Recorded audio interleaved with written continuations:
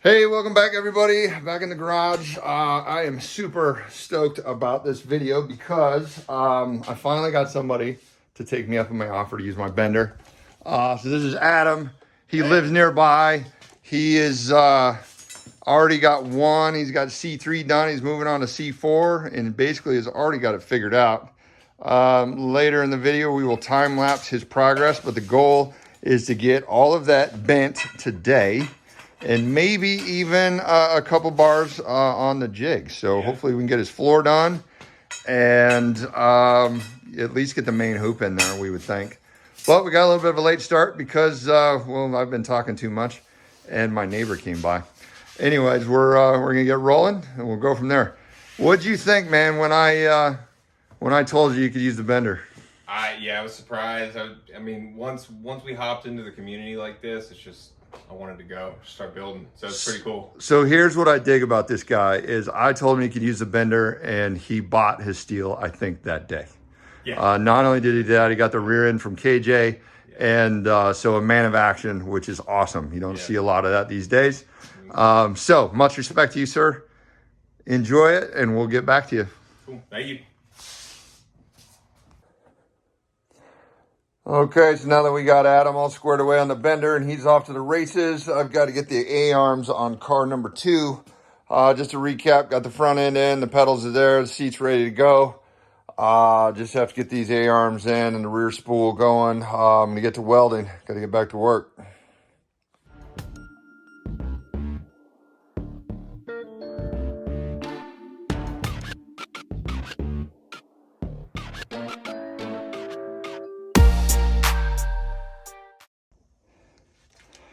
All right, a little progress here. Got the front A-arm mounts in. I've got these guys in, 25 and 26. In order to clear this chain, you can see I've got to get them really close together in the middle there. So I just have them on a flat plate with a brace underneath it. Should be plenty strong for what they're for. Anyway, if you go with the KJRaycing rear end, you definitely need that spacer. Let's get an update on where Adam's at. Looks like he is coming along. Main hoop. There's his windshield. He's got his floor. A bunch of bars done. He's got a handful left. He's cruising along. Next step for me is I've got to get this dimension correct here. I think the way I'm going to do that on this car is I'm going to take a piece of 1.5 inch, notch it to fit right in here. And then I've got a bracket or a tab made to get my distance equal. So I'm going to go ahead and notch this and then measure my length. And obviously it'll be at an angle. So I'll accommodate for that to get it nice and level.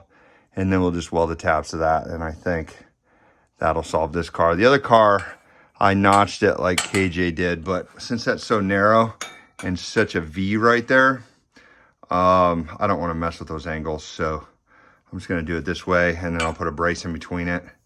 And I think this car will be pretty strong. So cruising along. Gotta get back to work.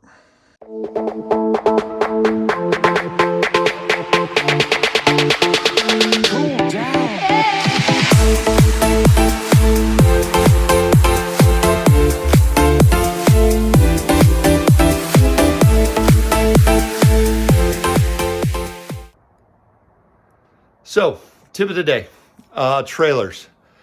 One thing that's out there that people often forget about, I find, is boat trailers. For some reason, they seem to sell a heck of a lot cheaper than your pre-built tandem axle or single axle flatbed. I don't know why. I got 2 trailers from a guy that had a boat that caught on fire. He did not want to mess with taking the boat to the landfill. I bought both trailers for $500, and they needed love. I took the boat to the landfill, drug it off of there, brought it back. One was a dual axle, one was a single axle. The single axle came out, if I remember correctly, somewhere around 15 feet. It was perfect for a razor. And so with I went to a junk metal spot, bought everything that I needed to turn it into a flatbed. Just did some welding, some triangulation, and that was pretty easy. I think it took me like a day to weld the frame up, and then a day to paint it, and a few $100 of materials. I sold that for $1,200. The profit that I made on that paid for all the materials for my 22-foot dovetail dual axle. I think they're 5,000 pound axles, flatbed. And that's the trailer I have now. So my trailer is I got for free. Actually, I made a couple bucks, and it's been nothing but great to me. And it was a boat trailer. So that's what I recommend you doing, is go on your marketplace or whatever, look for a boat trailer, and just putting a little bit of work into it, and you can have a nice flatbed to haul your cross carts. Anyways, I got to get back to work. Okay, now that we got the A-arms on, spool is tacked in, these bars are tacked in. I'm actually gonna have to probably take these out. I don't know why I can't get this conceptually, but I just need to rotate them this way. I really hate those bars, but I'm gonna get them cut out, re-notched, tacked back down. I'm still gonna keep them that close together, and hopefully that stupid chain will finally clear. Anyways, let's check, well, not check, but let's go ahead and cue time lapse on Adam bending his car.